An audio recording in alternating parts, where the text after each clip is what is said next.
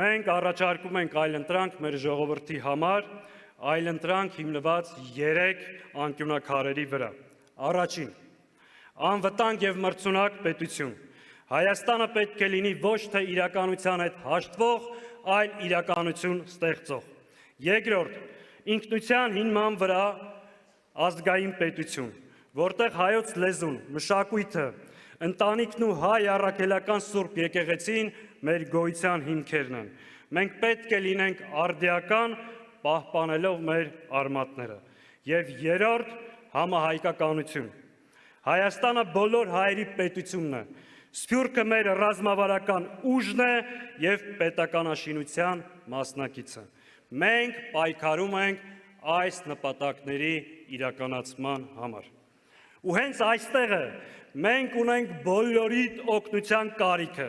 Մեզ սպասում է դժվար